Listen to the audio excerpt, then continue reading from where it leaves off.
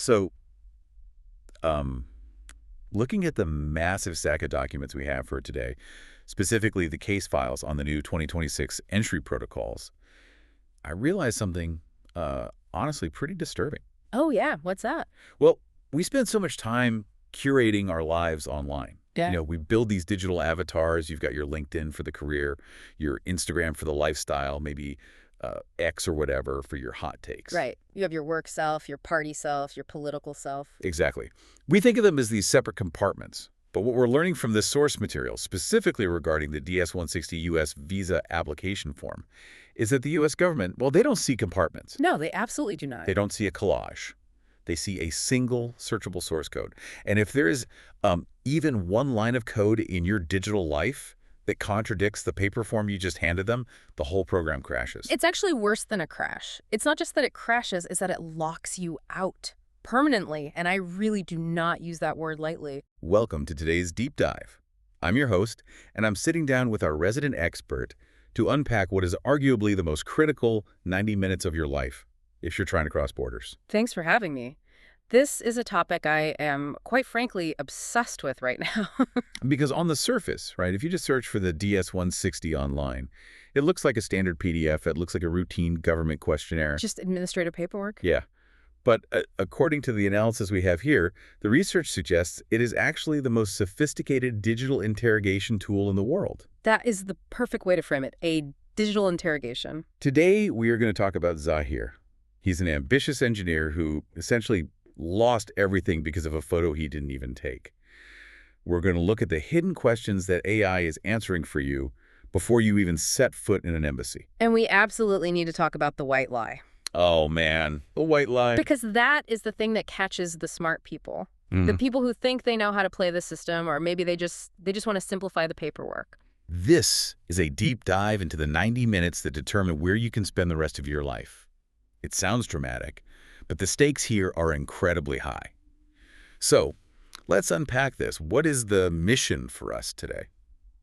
Our mission is to uncover why the online presence review, which became mandatory as of late 2025 and is in full force now in 2026, has completely changed the game.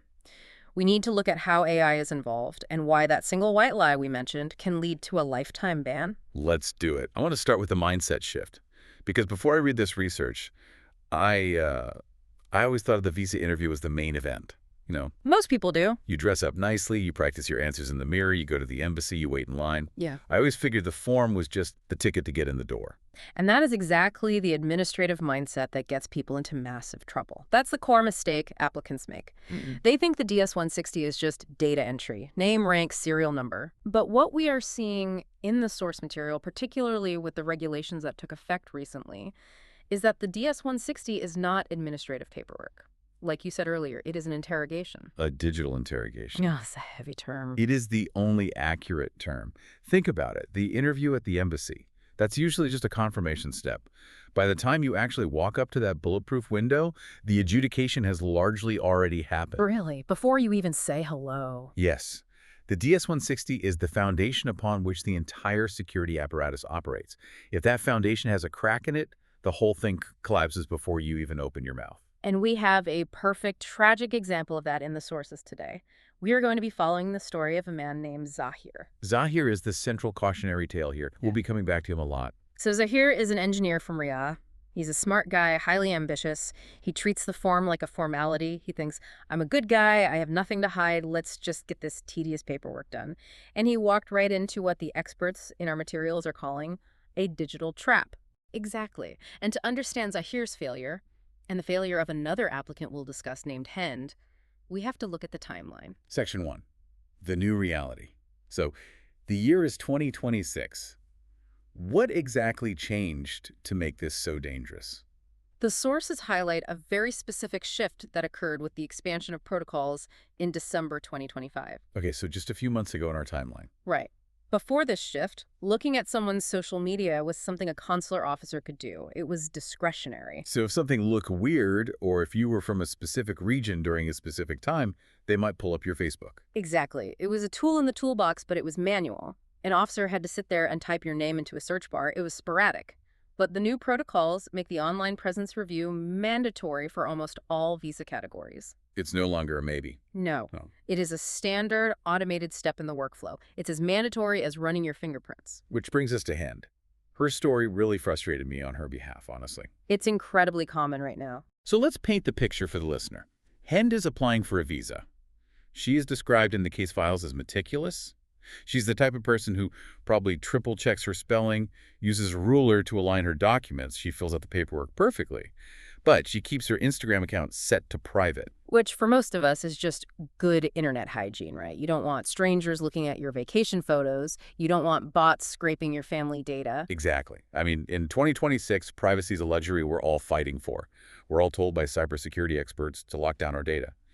But Hend walks into the interview, and she hits a massive wall. Why? She hits a wall because of how the consular officer views privacy. In the source text, we get the perspective of a veteran officer named Officer Miller. You really have to get into the head of the officer to understand this. Okay, put me in Officer Miller's head. To Officer Miller, in the highly specific context of a visa application, private does not mean safe. Private means evasive. Wow. That is a massive shift in perspective. And frankly, it feels a little unfair, doesn't it? It definitely feels unfair if you view the visa as a right. But under U.S. immigration law, the burden of proof is always on the applicant. You are essentially inadmissible until proven admissible. So guilty until proven innocent. In a strictly administrative sense, yes. The officer has to affirmatively decide that you are safe to let into the country. Now imagine you are Officer Miller. You have maybe 3 to 5 minutes tops to decide if Hend is a security threat or if she intends to overstay her visa and live there illegally. 5 minutes, that's no time at all. It's nothing. So you look at her file, the paper file is perfect. But then you go to verify her digital footprint to confirm her employment, her lifestyle, her associations, and you hit a wall. Her screen just says, account private. So you can't verify the story she told on paper? Exactly. And this introduces a critical concept from the materials called vetability. Vetability. Right. It's not just about, are you a good person? The question is, are you a vettable person? Can I verify your existence? If your digital door is locked, you aren't vettable. That makes sense from their side, I guess. And under Executive Order 14161, which is heavily referenced in the material, the protocols are crystal clear. If the officer cannot verify your identity and your intent through a digital footprint, they cannot approve the visa. It's a hard verification issue. That's a huge distinction. It's not that Officer Miller thinks Hend is a criminal. It's that he literally cannot check the box on his screen that says vetted. Precisely. The consular mindset is entirely about risk assessment. If I can't see who you are, I can't assess your risk. Officer Miller explicitly states in the text that in the past, they might have ignored a private account if the rest of the application looks solid. Right, they just give her the benefit of the doubt. How?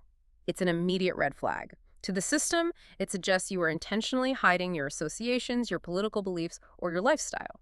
So what was the actual consequence for Hend? Because she wasn't rejected outright, right? She didn't get a big red stamp saying denied. No, she wasn't rejected in the sense of, no, you can't ever come. She was hit with what's called a Section 221G refusal. 221G. I saw that all over the documents. That's the code for administrative processing. Which is essentially bureaucratic purgatory. It is the black hole of the visa world. What actually happens during that time? When you're in the black hole? Well, instead of Officer Miller making a quick decision at the window and saying, have a nice trip, he has to send her entire application to a back office. Maybe it goes to Washington, maybe a regional security center. Someone there has to manually try to verify her information. Because the automated system couldn't do it. Exactly. So this involves deep database checks. It might involve contacting her employer directly or sending her an official request to unlock the profile and then waiting for her to respond and then waiting for an analyst to review it. And how long does that process take? For him, it took 3 months. 3 months. Just to verify that her Instagram was normal, that she was just posting pictures of her cat or her brunch. Yes. Because once you trigger that manual verification process, you go to the bottom of a very large pile. And for Hend, that meant missing her travel dates entirely. Her conference, her vacation, whatever she had booked, was gone. The money she spent on non-refundable flights, gone. All because she clicked private on an app. That is brutal. So what is the corrective action here? If I'm listening to this right now and I'm planning to apply for a visa in 2026, What do I actually do? Do I have to let the whole world see everything? For the duration of the application process, yes. The sources are extremely specific about this tactical advice. Your profiles must be set to public at least 2 weeks before your embassy interview. Wait, 2 weeks? Why that specific time frame? Why not just open it up in the taxi on the way to the embassy? Because of caching. You have to assume the vetting isn't happening live while you're standing at the window talking to the officer. The AI scrapers, the automated government bots that crawl the internet for this data, they run in batches. Okay, so the bot might come by to check my profile on a Tuesday. Right. And if your interview is on a Thursday, but you didn't unlock your profile until Wednesday, the bot missed you. You want the caching systems to pick up your public data. You want the AI to be able to crawl it completely before you ever get to the window. So if I open it 5 minutes before, the report on Officer Miller's screen still says access denied. Exactly. It's pulling from a scan that happened 48 hours ago. You want to make the officer's job easy. In 2026, transparency equals credibility. But what are they actually looking for when they get in there? You mentioned Officer Miller's perspective. Is he scrolling through my feed to see if I party too much? Is he judging my taste in movies? Rarely. They do not have time for that level of psychological profiling. They are looking for one thing: inconsistencies. They're doing a cross-reference check. This is a key concept for anyone listening. The DS-160 is not a standalone document. It is a data point that has to match all your other data points. Can you give me a specific example of that? How does that cross-referencing work in practice? The most common example mentioned in the files is employment history. Let's say on your DS-160, strictly for simplicity, you write that you have been working at Company A for 5 years continuously. Okay. Simple enough. But then the AI scans your LinkedIn profile, which is public. And on LinkedIn, you show a 6-month gap in employment 2 years ago. Or maybe you listed yourself as freelance for a period where the DS-160 explicitly says you were employed full-time by Company A. Oh, I see. That discrepancy is what flags the system. If your digital footprint, your LinkedIn, contradicts your sworn statement, the DS-160, then your credibility is immediately shot. They aren't looking for your vacation photos. They are looking for truthfulness. They want the timelines to match perfectly. That makes total sense. It's essentially a logic puzzle for the software. Mm. They're checking if the narrative holds together across all platforms. Exactly.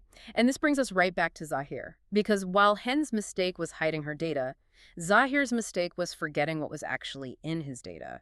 Which moves us into section 2 of our deep dive. The deep search. Zahir, our engineer from Riyadh. Let's look at his situation. He listed his social media handles. He didn't have them on private. He thought he was entirely in the clear.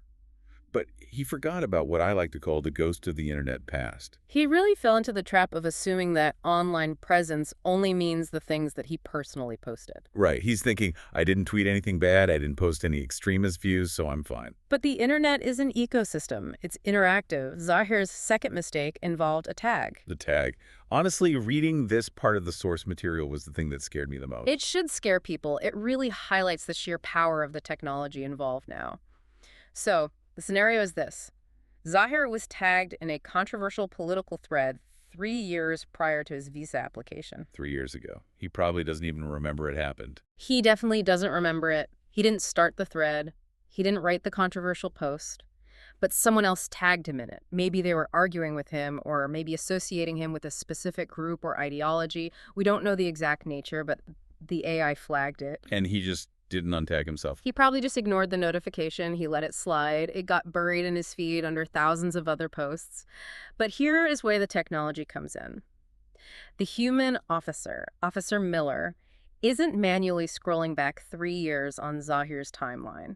That would take hours for one applicant. So how do they find a 3-year-old tag buried in the comments? AI, specifically natural language processing and sentiment analysis. Okay, break that down for me. The vetting process uses automated scraping tools that don't just look for simple keywords like bomb or whatever. They look for contextual connections and sentiment.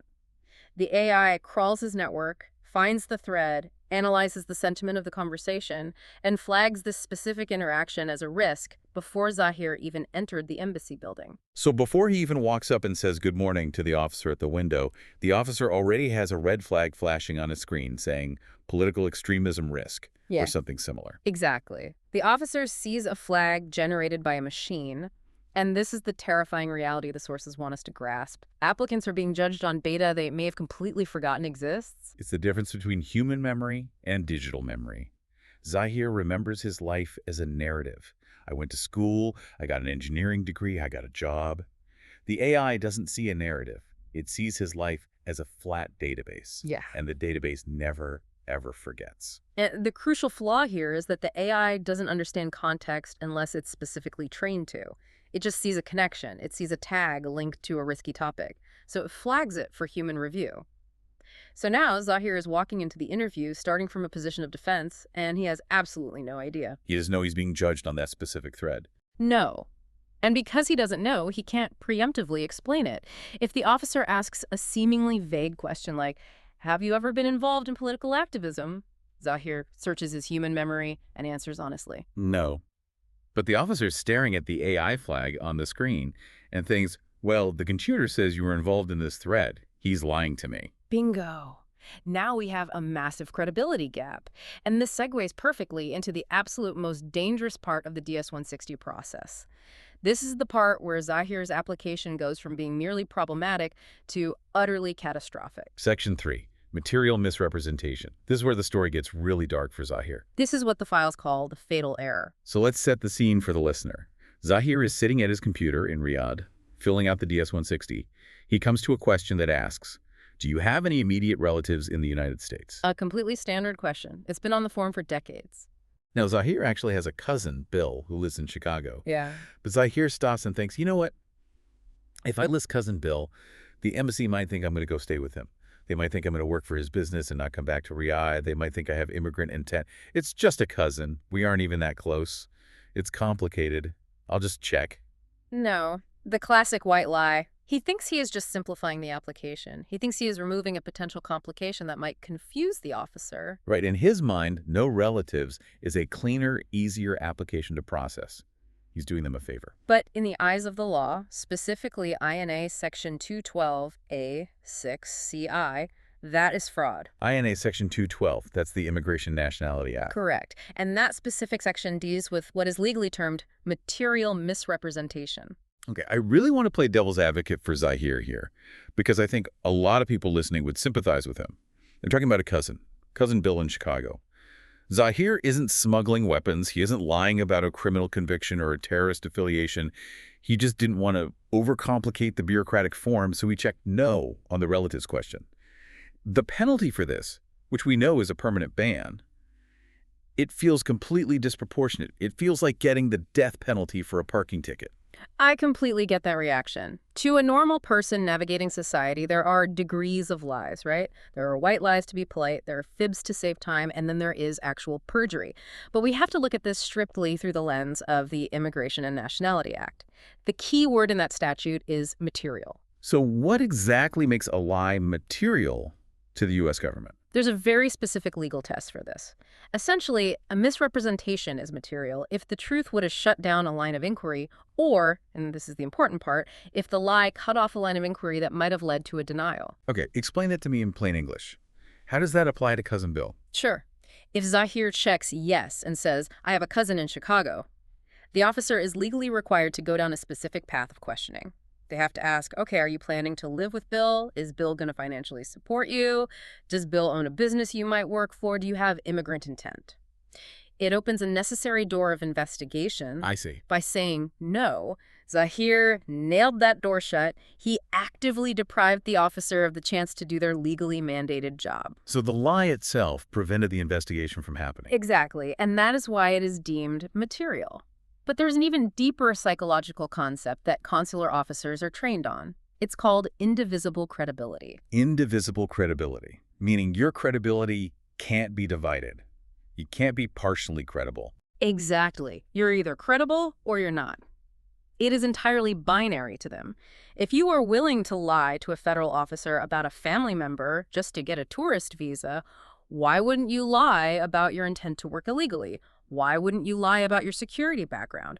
Once the trust is broken on any single point, the entire application is considered fraudulent. So the innocent white lie is actually viewed as a systemic failure of character in their eyes. Yes, there is no such thing as a white lie on a federal immigration document. There are only truths and misrepresentations.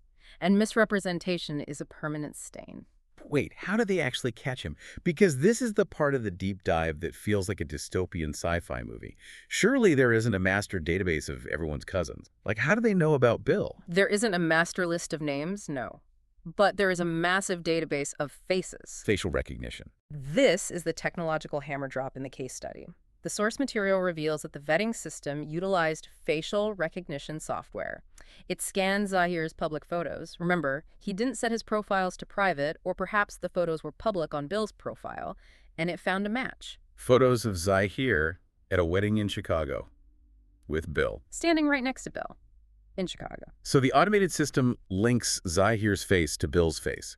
And Bill is already in the system as a U.S. resident living in Chicago. The connection is made instantly by the algorithm. The system flags a major discrepancy. The report says, applicant states no relatives in U.S. Applicant appears in multiple family photos with U.S. resident William last name. And the metadata, the geolocation, confirms it was taken in Chicago. Wow. Okay, so take us to the window. Officer Miller standing there behind the glass. He has this damning report on his monitor. What actually happens in that moment? This is the interrogation moment. Officer Miller looks at Zahir. He looks down at the screen, and he gives Zahir one final chance to come clean. He asks, very specifically and directly, do you have any family in Chicago? And Zahir, what does he do? Zahir sticks to his story. He thinks, well, I already wrote no on the official form. If I change my answer now, I'll look suspicious. I have to be consistent. So he looks the officer dead in the eye and says, no. And that's it. Game over. That is the cliff edge. At that exact moment, the officer isn't just denying the visa because Zahir has a cousin. Right, because having a cousin in the U.S. is not a crime. Not at all. It's not even a reason to deny a visa if you have strong ties to your home country. People visit family all the time. The problem is not the cousin. The problem is the lie. The verdict handed down is a permanent ban. Permanent, as in never come to the U.S. ever again. Is there no appeal process for this? Correct. It is a permanent bar for fraud and willful misrepresentation of a material fact. Now, there are very limited legal waivers available, but they are incredibly difficult to get. They usually require you to have a U.S. citizen's spouse or parent who would suffer extreme hardship if you weren't allowed in. And for a single guy like Zahir? For Zahir, it's effectively a life sentence of inadmissibility. That is sobering. It really reframes the entire process. It's not about, do I qualify for a trip? It's about, can I be trusted by the United States government? That is the core question you are answering with every keystroke on that form. Okay, so we've covered the digital footprint, the AI, the facial recognition, and the legal traps. Now I want to shift gears to Section 4, the technical battlefield. Because before you even get to the interview, before the AI even judges you, you actually have to survive the form itself. The user experience nightmare. This is where the rubber meets the road. We have the stories of Stephen and Marcos in the files. And this part felt very relatable to anyone who has ever had to deal with a clunky government website. You're talking about the CEAC system. The CEAC system, exactly. In 2026, despite having all this cutting-edge AI and facial recognition running in the background, the actual website the user have to interact with is still incredibly glitchy. It's highly prone to crashing. The sources mention a specific frustration that the applicant Stephen faces.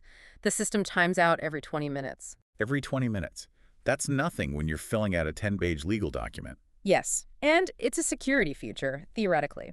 It's meant to prevent unauthorized access if you happen to walk away from a public computer at an internet cafe. But practically, it means if you are digging through your files, looking up an old address, or trying to remember a specific date of travel from 5 years ago, and you take just a little too long, poof, the session expires. And if you haven't saved your progress, you start completely over from page 1. That is maddening. I would be throwing my laptop. It's worse than maddening. It leads to critical errors. When people are rushing because they are terrified of the timeout clock, they make typos, they enter the wrong graduation year, they misspell a previous employer, and as we just discussed at length, errors can be interpreted by the system as lies. So what is the tactical advice here? How did Stephen survive this UX nightmare? The save-to-file strategy. It's the only real safety net. You don't just save it to the cloud or rely on the browser cache. You actually download the application data locally directly to your hard drive. So you keep a physical backup file on your machine. Exactly. There's a button, usually at the bottom of the page, that says Save Application to File. It downloads a specific .dat file to your computer. A .dat file. I haven't seen one of those extensions in years. Can you even open that to read it? No, and you shouldn't try to. It's heavily encrypted data. If you double-click it, your computer won't have a clue what to do with it. But if the browser crashes or the 20-minute timer gets you, you go back to the start page of the CEC website, select Upload Application, and you feed it that .bat file. And it repopulates everything you typed. Instantly. It brings you right back to exactly where you were. It stops you from having to retype everything from memory, which drastically reduces the fatigue-induced errors. It's essentially like a save state in a difficult video game. It's really smart, practical advice. Mm-hmm. Now let's talk about Marcos. Because Marcos did something that a lot of people do, especially if they aren't totally comfortable with English, or maybe they just aren't good with computers. He hired a travel agent to do the whole thing for him. This is a massive, massive risk. And I want to be clear here. Getting help is absolutely allowed. You can have someone translate the questions for you. You can have someone sit next to you. But Marcos let the agent be him. What do you mean by that? The agent filled out the form entirely on their own, and the agent clicked the final sign and submit button. Is that actually illegal? It is a direct violation of 22 CFR 41.103. You've always got the exact code handy. Always. That specific regulation states that the applicant must be the one to physically or electronically sign the application. The electronic signature is a binding legal oath.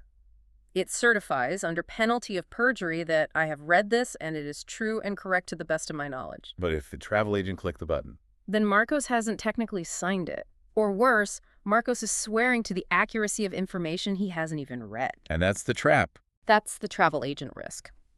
Let's say the agent, trying to be helpful or maybe just being lazy, copies and pastes a job description from another client that isn't quite right. Or the agent puts manager in the job title field when Marcos is actually just a supervisor. Or the agent just guesses on a previous travel date to save time. Marcos doesn't know any of this is in there because he didn't type it and he didn't review it. Right. So Marcos goes to the interview. He's confident. Officer Miller looks at the form and asks, "So Marcos, tell me about your daily duties as a manager." Marcos looks confused and says, "Oh, I'm not a manager, I'm a supervisor." Contradiction found. Contradiction found. Now, Officer Miller immediately suspects Marcos didn't write the application, and if he didn't write it, what else in this document is completely fabricated? The officer will start digging, and he will dig until he finds every single inconsistency.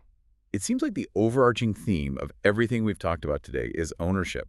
You have to own your data. You have to own your public profile. You have to own the form itself. You cannot outsource your identity. That is a perfect way to put it. You cannot outsource your identity.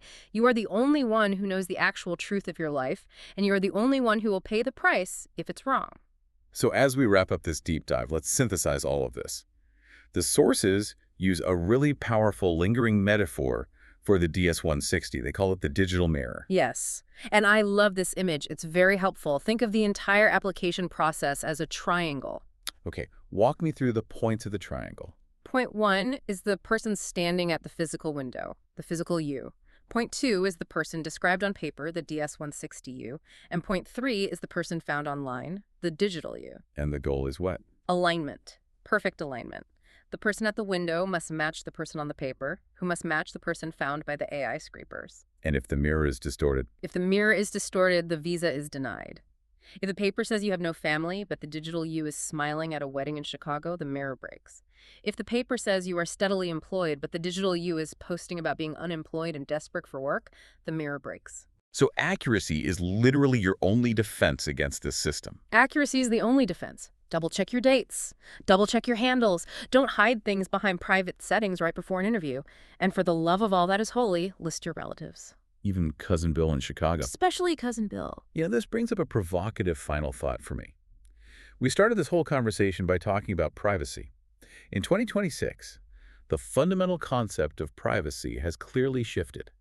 We used to think of opting out or going private as a completely neutral act. You know, just a feeling of, I want to be left alone. Right. It was a respected personal choice. But what we've learned today from this deep dive is that in the eyes of the state, or at least the U.S. Department of State, opting out is no longer neutral. It's an act of suspicion. That's the harsh reality. Silence is now interpreted by algorithms as concealment. So if you want to travel, if you want the privilege to move across borders, you have to actively perform transparency. You have to curate a public self that perfectly validates your paper self. It really makes you wonder, in the future, will true privacy essentially mean you are permanently grounded? Will the right to global travel be reserved only for those who are willing to be constantly watched? That really is the question of the decade, isn't it? When mobility becomes inextricably tied to visibility, what happens to the people who just want to stay in the shadows? Something for all of you to mull over as you double-check your own privacy settings today. Indeed. That's it for this deep dive into the digital interrogation of the DS-160. But don't get too comfortable because next time we are following two new characters from the case files, Nadia and Leo. Ah, yes. We're moving into the high-stakes world of student visas. We're going to find out exactly why a seemingly smart, cheap school choice cost Nadia her entire American dream. It's another heartbreaker, but it is full of absolutely crucial lessons. You won't want to miss it. Thanks for listening. Stay safe out there and check your forms. We'll see you next time.